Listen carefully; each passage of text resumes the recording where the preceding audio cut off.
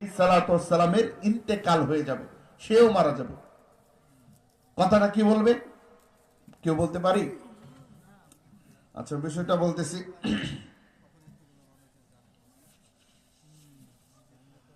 তাহলে মালাকুল মাউত আলাইহিস সালাতু ওয়াস সালামই যেহেতু দুনিয়ার মধ্যে থাকতে পারবে না, আমরাও দুনিয়ার মধ্যে কখনো চিরস্থায়ীভাবে থাকতে পারবো প্রত্যেককে মৃত্যুবরণ করতেই হবে, ঠিক কিনা ভাইয়ের আমার? আজকে আল্লাহ তাআলা রব্বুল আলামিন, রব আপনাকে আমাকে যে মাহফিলের মধ্যে বসিয়েছেন, এই মাহফিলে রব আমাদেরকে দয়া মেহেরবানি করে ভালোবেসে বসিয়েছেন। এই জন্যই দয়া মেহেরবানি ভালোবেসে বসিয়েছেন, কেননা এই মাহফিল এমন এক মাহফিল যে মাহফিলে বসলে রব বসতে দেরি, গুনাহ খাতাগুলোকে মোচন করে দিতে দেরি করে না। বলেন না সুবহানাল্লাহ।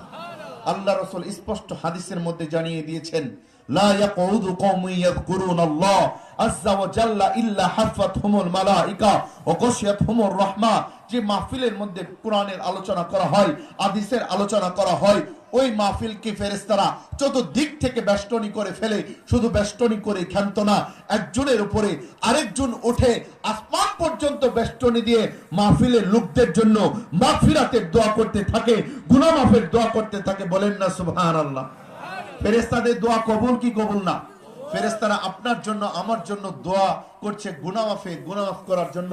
আর আদেক হাদিসের মধ্যেও আসছে, এই মাহফিলগুলো যখন শেষ হয়ে যাবে, আল্লাহ তাআলার হুকুমে একজন ফেরেশতা নিচের আসমানে এসে ঘোষণা করবেন, কুমু মাগফুরাল লাকুম, হে মাহফিলের লোক সকল, তোমরা এরকম ভাবে উঠো, আল্লাহ তাআলা যেন তোমাদের জীবনের तमाम গুনাহ খাতাকে মাফ করে দিয়েছেন। একবার চিৎকার মেরে বলেন না সুবহানাল্লাহ।